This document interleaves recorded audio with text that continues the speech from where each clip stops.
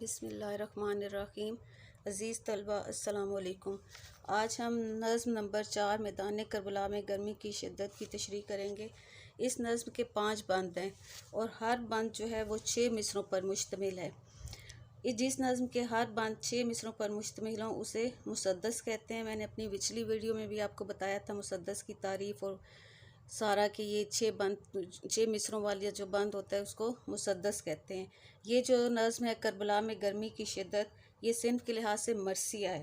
مرثیہ ایسی نظم ہوتی ہے جس میں عزیزوں اور بزرگ ہستیوں کی موت پر اشعار کی صورت میں ان کے اوصاف بیان کیے جائیں، یا وہ نظم جس میں شہدائے کربلا کے مصائب اور شہادت کا ذکر ہو۔ مرثیہ کی صنف عمومی طور پر واقعات کربلا سے مخصوص ہو گئی ہے۔ نظم کربلا میں گرمی کی شدت کے جو شاعر ہیں وہ میر انیس ہیں۔ میر انیس نے اپنے مرثیوں میں کربلا کے واقعات اور نواسے رسول حضرت امام حسین کی شہادت کا ذکر کیا ہے، اور انہوں نے نہایت دکھ کے ساتھ اس میں سارے واقعات بیان کیے ہیں۔ اس نظم میں انہوں نے میدان کربلا میں گرمی کی شدت کو بیان کیا، اور انہوں نے ہر بند میں میدان کربلا میں گرمی کی شدت اور سختی کا نقشہ کھینچا ہے، اور انہوں نے یہ جو گرمی ہے اپنے اشعار کی صورت میں بیان کی ہے۔ اور اس نظم میں بھی انہوں نے میدان جنگ اور گرمی کی منظر نگاری کی ہے۔ اب ہم پہلا اس کا بند پڑھتے ہیں۔ گرمی کا روز جنگ کی کیوں کر کروں بیاں، ڈر ہے کہ مثل شمع نہ جلنے لگے زباں، وہ لو کے الحذر وہ حرارت کے العمیٰ، رن کی زمیں تو سرخ تھی اور زرد آسماں، آب خنک کو خلق ترستی تھی خاک پر، گویا ہوا سے آگ برستی تھی خاک پر۔ اب ہم پہلے جو ہے اس بند کے الفاظ معنی دیکھ لیں گے، اس کے مشکل الفاظ کے معنی دیکھیں گے تاکہ آپ کو تشریح کرنے میں آسانی ہو۔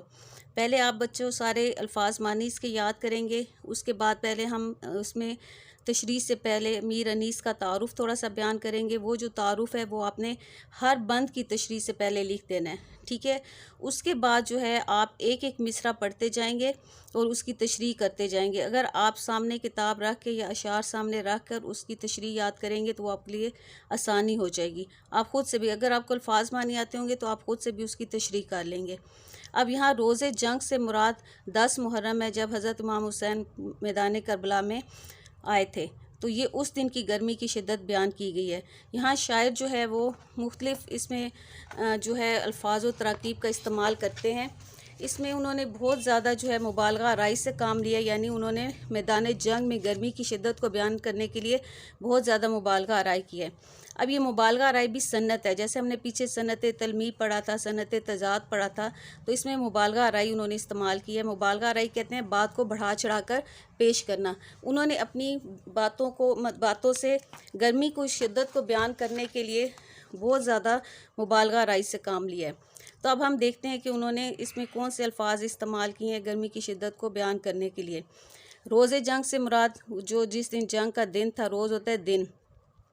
کیوں کر کروں بیاں، اس کا مطلب کہ میں کیسے بیان کروں اس دن کی جو گرمی کا حال ہے وہ میں کیسے بیان کروں، کہ ڈر ہے کہ مثل شمع یعنی شمع موم بتی یا دیا یا کوئی بھی گرم چیز، کہ اس کی طرح میری زبان جو ہے وہ جلنے نہ لگے، کہ میرے میں اتنی ہمت نہیں ہے کہ میں اس دن کی گرمی کا حال بیان کر سکوں۔ وہ لو کے الحذر، یہ اتنی لو تھی وہاں کہ گرم ہوا تھی، اور کہ خدا کی پناہ، الحذر کا مطلب ہوتا ہے خدا کی پناہ۔ وہ حرارت کے العمیٰ، حرارت کا مطلب بھی گرمی ہوتا ہے، العمیٰ کا مطلب بھی خدا کی پناہ۔ رن کی زمیں تو سرخ تھی، رن کہتے ہیں میدان جنگ کو، اور زرد آسماں، کہ زمین اور آسمان بھی اس گرمی کی شدت سے بچے ہوئے نہیں تھے۔ آب خنک کو، آب کہتے ہیں پانی کو، خنک ٹھنڈا، خلق مخلوق یعنی انسان، کہ ٹھنڈے پانی کو بھی جو تھے انسان ترس رہے تھے، گویا ہوا جو تھی وہ آگ برسا رہی تھی۔ اب ہم نے اس کے دیکھنے ہیں کہ مشکل الفاظ کی کیا معنی ہے۔ مثل شمع، شمع کی طرح، الحذر خدا کی پناہ، الامان اس کا بھی خدا کی پناہ یا امن یا رحم، حرارت ہوتا ہے گرمی، رن میدان جنگ یا بڑی جنگ، آب خنک ٹھنڈا پانی، اور مخلوق یا خلق لوگ۔ اب اس میں آپ دیکھیں کہ پہلے ہم میر انیس کا تعارف تھوڑا سا کریں گے۔ میر انیس کا کمال مرثیہ نگاری ہے۔ ابھی ہم نے مرثیہ کے بارے میں پڑھا تھا ایسے لگتا ہے کہ دل میں انہوں نے ایک چھوٹی سی کربلا بسا رکھی تھی، یعنی انہوں نے بہت زیادہ، ان کی پہچان ہی مرثیہ نگاری ہے، اور انہوں نے کربلا کے واقعات کو اپنی نظموں میں بہت زیادہ بیان کیا، مرثیوں میں. تو ایسا لگتا ہے کہ ان کے دل میں ایک چھوٹی سی کربلا بسی ہوئی ہے. ان کے جو مرثیے ہیں وہ حقائق سے لبریز ہیں، اور ان کی زبان صاف اور شستہ ہے، یعنی پاکیزہ ہے، صاف ہے. آپ محاورے، روزمرہ، صنائع و بدائع کے استاد. صنائع و بدائع یعنی مختلف صنائع، صنعت کی جمع ہے، یعنی اس میں انہوں نے مختلف صنعتیں استعمال کی، جیسے صنعت تلمیح ہوتا ہے، صنعت مبالغہ آرائی، اور بدائع یعنی نئی اس میں انہوں نے چیزیں پیدا کی اپنی اس میں اثر پیدا کرنے کے لیے. تو اس کے استاد مانے جاتے ہیں. وہ منظر نگاری، واقعہ نگاری، اور جو منظر نگاری ہے اس پہ قدرت رکھتے تھے، فطرت نگاری پہ بھی. کہا جاتا ہے کہ زبان سیکھنی ہے تو میر انیس کے گھرانے سے سیکھو، یعنی وہ اتنے کمال کے مرثیے لکھا کرتے تھے. اب اس میں دیکھیں کہ تشریح میں اس کے کہ شاعر میدان کربلا میں گرمی کی شدت کو بیان کرتے ہوئے کہتا ہے کہ ایک تو یہ ملک عرب کا ریگستان تھا، یعنی جو کربلا کا میدان ہے وہ عرب میں ہے، اور وہ ریگستان یعنی صحرا ہے، ہر طرف ریت ہی ریت ہوتی ہے، اتنی گرمی ہوتی ہے کہ اس کی گرمی کو بیان ہی نہیں کیا جا سکتا. اور پھر یہ تو جنگ کا دن تھا، ظاہر ہے کہ جنگ کی وجہ سے بھی گرمی کی شدت بڑھ جاتی ہے. اس لیے وہ شاعر کہہ رہے ہیں کہ میں اس گرمی کی شدت کو بیان ہی نہیں کر سکتا، میرے پاس وہ الفاظ ہی نہیں کہ میں گرمی کی شدت کو بیان کر سکوں. میں اس بات سے ڈرتا ہوں کہ میری زبان گرمی کی شدت اور صحیح کیفیت بیان کرتے ہوئے شمع کی مانند جلنے نہ لگے. اب آپ دیکھیں کہ یہاں سے آپ دیکھیں کہ گرمی کا روز جنگ کی کیوں کروں بیان، ڈر ہے کہ مثل شمع نہ جلنے لگے زباں. اب آپ نے پہلا مصرع دیکھنا ہے، اور اس کے آپ نے دیکھنا ہے کہ آپ نے اس کی تشریح کرنی ہے کہ وہ ہم نے جنگ کے دن کا بتانا ہے. وہ یہاں سے جنگ کا دن تھا، گرمی کی بہت زیادہ شدت تھی، بڑھ گئی تھی، میں اس گرمی کی شدت کو بیان نہیں کر سکتا میرے پاس. پھر آگے کہ میرے پاس وہ الفاظ ہی نہیں ہے کہ میں گرمی کی شدت کو بیان کر سکوں، کہ مجھے ڈر ہے کہ میری زبان جو ہے وہ شمع کی طرح جلنے نہ لگے گرمی کی شدت کی وجہ سے، اور میں اس کی صحیح کیفیت بیان نہ کر سکوں. اب یہ اگلے مصرعے کا ہے کہ میدان جنگ میں جو ہے وہ اس قدر لو چل رہی تھی. اگلا مصرعہ ہے نا، وہ لو کے الحذر، وہ حرارت کے العما، رن کی زمین تو سرخ تھی اور زرد آسماں. اب اس میں دیکھیں کہ اس میں وہ کہہ رہے ہیں کہ میدان جنگ میں اس قدر لو چل رہی تھی. لو کہتے ہیں گرم ہوا کو، کہ انسان بے اختیار خدا کی پناہ طلب کرنے لگے. الحذر کا مطلب ہے خدا کی پناہ. میدان جنگ کی زمین گرمی کی شدت سے تپ کر تانبے کی طرح سرخ ہو چکی تھی. تانبا یعنی جب ہم لوہے کو، تانبے کو آگ میں گرم کرتے ہیں تو سرخ ہو جاتا ہے. تو انہوں نے یہاں مبالغہ رائی سے کام لیتے ہوئے زمین کی کہ وہ اس قدر گرم ہو چکی تھی جیسے تانبا ہوتا ہے. گرمی اس قدر شدید تھی کہ آسمان بھی اس کی شدت سے محفوظ نہیں تھا. یہ مصرعہ ہے نا، رن کی زمین تو سرخ تھی اور زرد آسمان، کہ آسمان بھی اس کی شدت سے محفوظ نہیں تھا بلکہ وہ بھی زرد اور پیلا دکھائی دے رہا تھا. پھر آپ کا ہے آب خنک کو خلق ترستی تھی خاک پر، گویا ہوا سے آگ برستی تھی خاک پر. آب خنک یعنی ٹھنڈا پانی، کہ زمین پر اللہ تعالیٰ کی مخلوق اور لوگ ٹھنڈے پانی کو ترس رہے تھے. انہیں گرمی کی شدت میں اپنی پیاس بجھانے کے لیے ٹھنڈا پانی بھی نہیں ملتا تھا، جس سے وہ بے تاب اور بحال ہوتے. ظاہر ہے گرمی کی شدت اتنی زیادہ تھی کہ ان کو ویسے بھی پانی نہیں مل رہا تھا تو ٹھنڈا پانی کہاں ملنا تھا. تو گرمی کی شدت سے وہ بہت زیادہ بے چین، بے تاب اور بحال ہو رہے تھے. اور گرمی کی شدت کی یہ کیفیت تھی کہ ایسا محسوس ہوتا تھا جیسے ہوا سے زمین پر آگ برس رہی ہو، کہ اتنی شدید گرمی تھی اس دن. زمین اپنے اوپر قدم نہیں رکھنے دے رہی تھی، کہ یعنی اتنی گرم زمین تھی، تانبے کی طرح سرخ تھی کہ اس پر چلنا بھی نہیں ہو رہا تھا، پاؤں بھی نہیں رکھا جا رہا تھا. اس کے ساتھ آپ یہ متعلقہ شعر لکھیں گے، یہ حقیقت، یہ بلندی، یہ شان حسین، بن گیا اسلام کی بنیاد و ایمان حسین. یہ بند نمبر 1 کی تشریح تھی. اب ہم لوگ کریں گے بند نمبر 2 کی تشریح. اس میں بھی انہوں نے وہی گرمی کی شدت کو بیان کرنے کے لیے مختلف انہوں نے استعمال کی ہے. اس میں نہر کا ذکر کیا گیا ہے، پانی کا ذکر کیا گیا ہے، گرد و غبار کا کیا گیا ہے. اس میں بھی یہی بتایا ہے کہ وہ لو، وہ آفتاب کی حدت، وہ تاب و تب. لو یعنی گرم ہوا، آفتاب سورج کی حدت یعنی سورج کی بہت زیادہ گرمی، تاب و تب یعنی اس کی چمک. کالا تھا رنگ دھوپ سے دن کا مثال شب. اب شب ہوتا ہے رات، کہ انہوں نے دن کی جو دھوپ تھی اس کو بھی رات سے تشبیہ دی، کہ دن کے جو سورج کی دھوپ جو تھی، گرمی اتنی زیادہ تھی کہ دن کا رنگ بھی شام کی طرح کالا پڑ گیا تھا. خود نہر القمہ کے بھی سوکھے ہوئے تھے لب. جو وہاں القمہ نہر ہے اس کے جو یہاں سوکھے ہوئے لب ہونٹ کو کہتے ہیں. انہوں نے جو کنارے ہیں لب کے نہر کے جو 2 کنارے ہیں ان کو لب سے تشبیہ دی ہے. تو خیمے جو تھے حبابوں کے تپتے تھے سب کے سب. حباب کہتے ہیں بلبلے کو، کہ جو ان نہروں کے اندر جو پانی کے بلبلے بن رہے تھے وہ بھی ایسے جیسے تپ رہے تھے آگ سے.